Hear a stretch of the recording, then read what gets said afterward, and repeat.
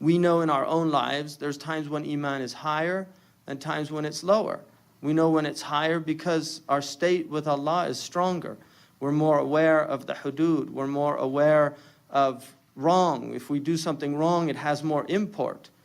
I know somebody, we were with somebody the other day, and they missed Fajr, and he said that he spent a period of time doing muhasabah from the day before, trying to figure out what he did that deprived him from missing the Fajr. That's a hal, that's a level of awareness of your Lord in your deen that a lot of people don't have, because a lot of people don't think about things like that, of why certain things, because if you're not, why certain things happen relating to your deen. People that are deprived of, if you had a wird of Quran and then suddenly you're not doing it anymore, what happened? That's something that was taken away. It was a ni'mah that was taken away from you. And that's the nature of the deen, is that we can lose these blessings. So when the Prophet ﷺ said, none of you truly believes until his passion, his hawa, and passionate is a good translation for hawa. Passion is a theological term that's used by the Christians, which is an inclination, an appetite, from apatere, to seek something. It's an inclination, it's a hawa. Yahwi ilay. Allah describes the af'ida, the hearts, as tahwi ilay, that they incline towards Mecca. The hearts of some of the people, minan nas, that some of the people, af'idata minan nas, tahwi ilayha, that some of the hearts of the people incline. So there's a hawa is an incline. Wa najmi idha hawa, the star when it descended, right, moving down towards the horizon. So passion is a movement. It's a haraka fi nafs. It's a movement in the self to something. Now, passion, when the Prophet ﷺ said, you don't believe until your passion is in accordance with my religion, that is hawa yuwafiqu shara'. Now, some of our natural passions, because passions fall into different categories. One of the categories is natural passions. Natural passions are those passions that we have just as our fitra nature. Eating is a natural passion. That's an appetite. It's a sensitive appetite. Sexual desire is a natural appetite.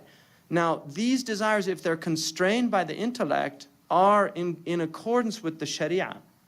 But then when they go outside of the constraints of reason, of the intellect, then they become something else. So for instance, Allah says, Kulu washarabu wa la tusrifu. Inna Allah la yuhibbul musrifin. Eat and drink, but not to excess. So the first is the hawa in accordance with the shara', because you naturally have a desire for food. So your desire for food is a natural inclination.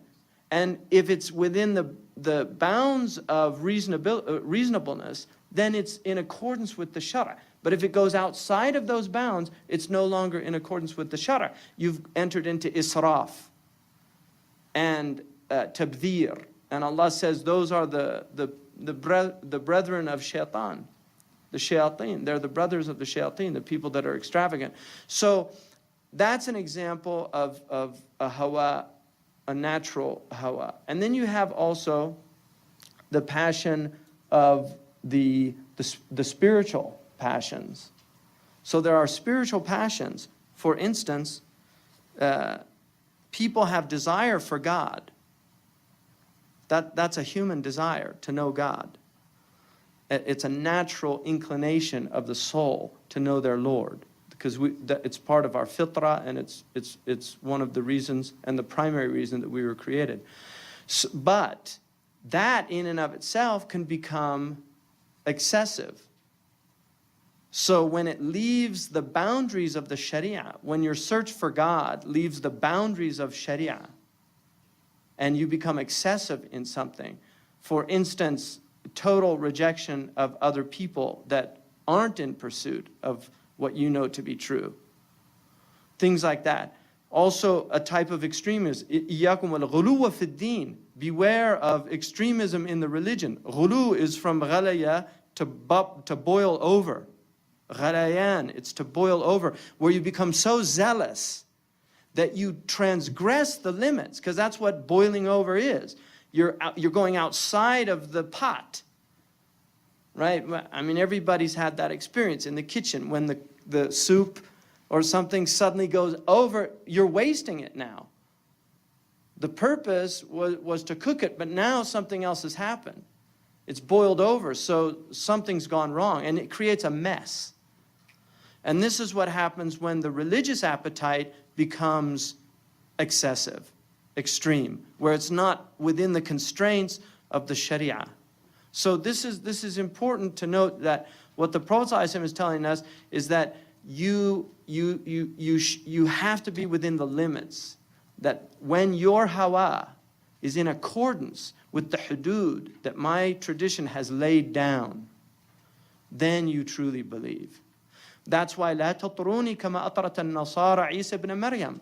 Don't go to excess about me like the Christians went to excess about Jesus. Because the Christians didn't do that out of hatred for Jesus. They did it out of love of Jesus. It was excessive love. Just like some of the Muslim sects that deviated said things about Ali out of excessive love for Ali. There's even a group that said he was God, an incarnate of God, which is one of the miracles of Islam. Because nobody has ever said in the history of Islam that the Prophet was an incarnate of God. The Prophet's protected from that. But Ali did not have that protection. So people said that about him. So the Christians went to that excess because of hawa.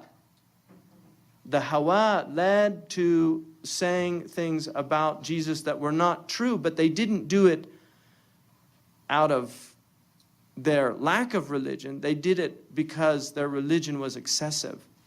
لا تغلوا في دينكم. That's what Allah says to the people of the book. Don't go to excess in your religion. We're told to tell them that.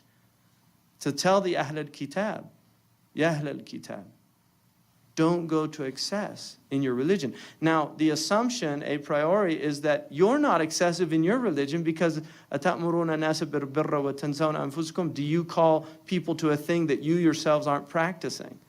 So Allah subhanahu wa ta'ala is telling us to tell the Christians, don't be excessive in your religion. The assumption is you're not excessive in your religion. Because how can you tell other people?